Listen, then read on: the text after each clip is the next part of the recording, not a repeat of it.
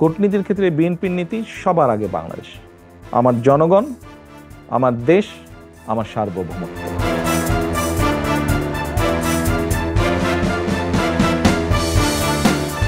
কূটনীতির ক্ষেত্রে বিএনপির মূলনীতি একটাই, সবার আগে বাংলাদেশ।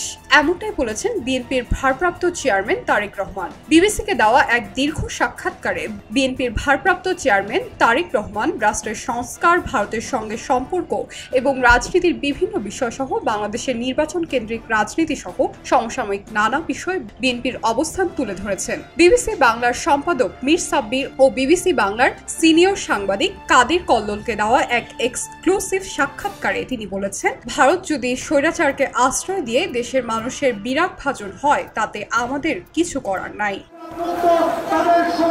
বিএনপি যদি সরকার গঠন করে তবে কূটনীতির ক্ষেত্রে বিএনপির মূলনীতি কি হবে, এমন প্রশ্নের জবাবে তারেক রহমান বলেন, বিএনপির মূলনীতি একটাই, সবার আগে বাংলাদেশ। কূটনীতির ক্ষেত্রে বিএনপির নীতি সবার আগে বাংলাদেশ, আমার জনগণ, আমার দেশ, আমার সার্বভৌমত্ব। এটিকে অক্ষুণ্ণ রেখে, এটি স্বার্থ বিবেচনা করে, এটি স্বার্থকে অটুট রেখে বাকি সবকিছু। এটাকে বৈশ্বিক রাজনীতির একটা প্রভাব বলা যায় কিনা এমন প্রশ্নের জবাবে তিনি বলেন, আমি ভাই বাংলাদেশি, আমার কাছে বাংলাদেশের স্বার্থ বড়, আমার কাছে বাংলাদেশের মানুষের স্বার্থ বড়। কাজে কে কি বললো আমার কিছু যায় আসে না, আমার হচ্ছে সবার আগে বাংলাদেশ। সিম্পল, কমপ্লিকেট করার কিছু নেই, এটা সিম্পল ব্যাপার। ভারতের সঙ্গে সম্পর্কের বিষয়ে আপনাদের নীতি কি হবে, এমন প্রশ্নের উত্তরে তিনি বলেন, আমার কাছে পার্টিকুলার কোনো দেশ বিষয় না, বাংলাদেশ আমার কাছে আমার স্বার্থ।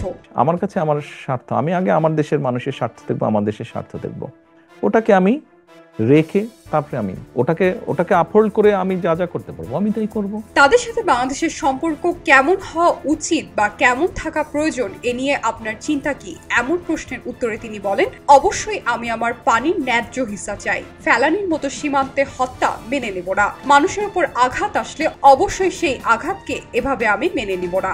আমাদের পানির হিস্সা চাই, অর্থাৎ আমার দেশের হিস্সা, মানুষের হিস্সা আমি চাই, হিসাব আমি চাই, আমার যেটা ন্যায্য সেটা আমি চাই। অবশ্যই ফেলানি হত্যাকাণ্ডের মাধ্যমে আমি বোঝাতে চেয়েছি যে আমার মানুষের উপরে আঘাত আসলে অবশ্যই সেই আঘাতকে এভাবে আমি মেনে নিব না।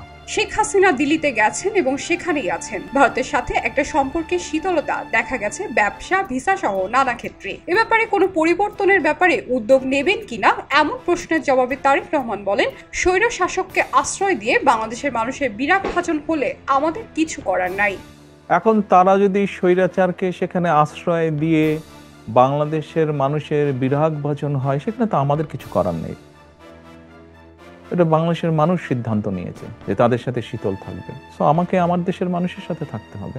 দীর্ঘ 17 বছর পর কোনো আন্তর্জাতিক গণমাধ্যমে তারেক রহমান সরাসরি সাক্ষাৎকারে সংস্কার, ভারতের সঙ্গে সম্পর্ক এবং রাজনীতির বিভিন্ন বিষয় সহ বাংলাদেশের নির্বাচন কেন্দ্রিক রাজনীতি সহ সমসাময়িক নানা বিষয়ে দলীয় নীতির পরিবর্তনের যে বার্তা দিয়েছেন, রাজনৈতিক বিশ্লেষকদের মতে এই বক্তব্য বিএনপির রাজনীতিতে নতুন গতি এনেছে।